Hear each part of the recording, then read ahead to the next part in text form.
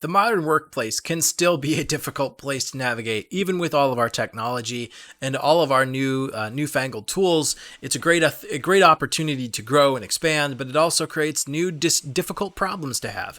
In this case, a good example is Ben Shapiro and Candace Owens having their little spat that they did have over Twitter. What had happened was Ben Shapiro, of course, being someone who is of Jewish descent and have family member and friends who are Jews, and what's going on over in the Middle East with Hamas and attacking Israel and doing what they're doing. And of course, the response in back and forth. Candace Owens had a different position than Ben Shapiro had, and she voiced her opinion on one of a different show. And of course, I'm sure having had office discussions as well.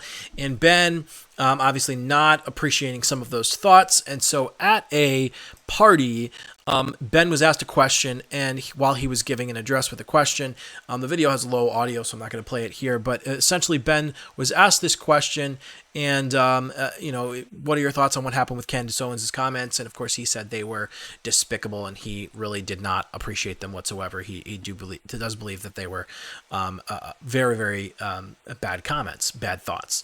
Now, the Daily Wire is actually not structured where Ben Shapiro, although he is a co-CEO, or at least was co-founder, he is not directly over Candace Owens, and so this was not a feud between a boss and necessarily and an employee. They are separate personalities at this point in time, and so the goal was he made this statement, so Candace kind of quietly hadn't really heard much about it, really didn't make any stink about it. She made her own post talking about her trials, doing what she's doing with standing up for her beliefs in different areas that had nothing to do with the context of what Ben had posted about or what he was saying.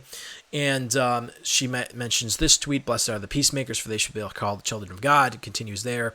And then later, "No man can serve two masters. Either you will love the one and hate the other. You can't serve both God and money. Christ is king."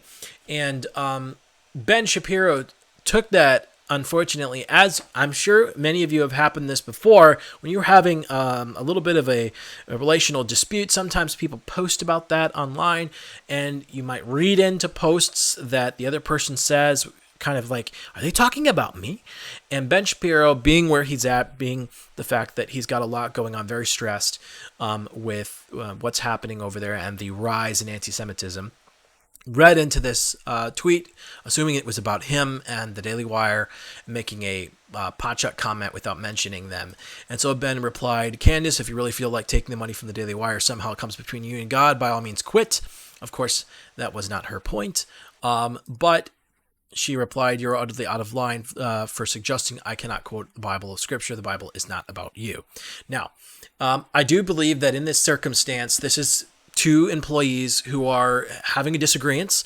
The Daily Wire and what is the position of the Daily Wire and the CEO is that they can have difference of opinions, voice them publicly, and this is actually what they pay them to do for, and that includes having difference of opinion within each other. And so they can have even sometimes difficult and strong disagreements amongst the crew members and also the Daily Wire itself, and be able to voice those things publicly and it be appropriate. And that is a healthy, in my opinion, that is a great concept for the future of work, that a company is allowing their people to have a true difference of opinion on substantive matters, and to not get involved and not try to eliminate your freedom of speech as an American to do so. Because unfortunately, we saw with Gina Carano in the past with Disney that actually is a predominant thing that many companies still do today, is you don't get that ability to speak things that go against your company's, some of the people who run your company's worldview. And so that they try to censor your freedom of speech, even though it had nothing to do with the original context of your workplace. And in this case, same thing with Candace Owens. This is a significant thing that she was voicing, that she's allowed to voice. Ben Shapiro didn't like it. He commented back.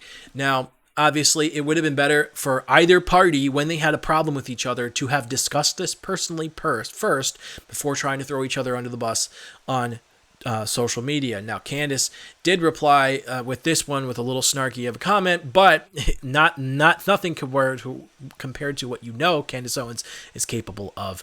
And so I think what's important to recognize here is Matthew 18 should take place when it comes to you and your brother. Matthew 18 being when you got a problem with somebody in your, you go directly to them, have that conversation with them privately, and then if it has been made public, a public issue, talk about that, redress that issue, ideally together after you've done some of that private addressing.